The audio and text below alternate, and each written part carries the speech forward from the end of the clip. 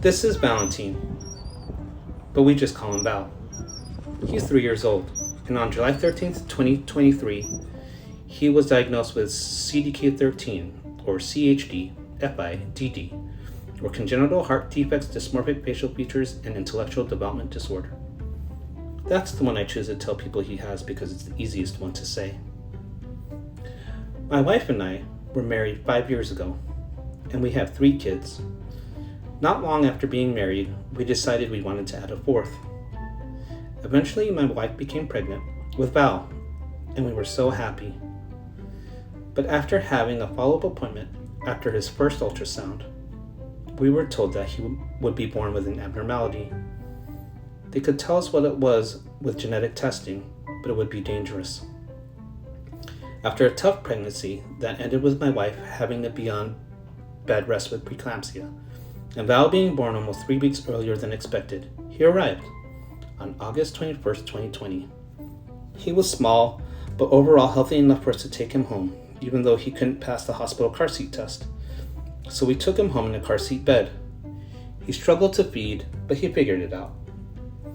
The whole time he suffered from stridor breathing, sleep apnea, and constant vomiting. We took him to the ear, nose, and throat doctor, and they performed surgery that fixed the breathing, but it took 2 sleep studies and another surgery removing his tonsils to make the sleep apnea and vomiting better. In the meantime, we noticed delays in his gross motor and in his speech. We were referred to the great people of Encompass and received occupational and speech therapy. All the experts and doctors couldn't explain to us what was going on, until we saw a neurodevelopment doctor who again suggested genetic testing. We were fortunate enough to be included in the study and had the genetic testing done. We received the Cdk13 diagnosis, and it explained so much. The doctor and genetic counselor were both very sensitive, patient, but direct. They told us it was very important for us to be proactive and assertive in Val's medical and developmental needs.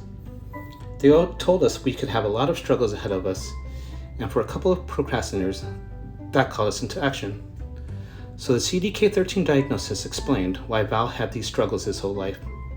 In the immediate future, Val has appointments for an echocardiogram, an ultrasound for his kidneys, a swallow study, neurology, and neurodevelopment.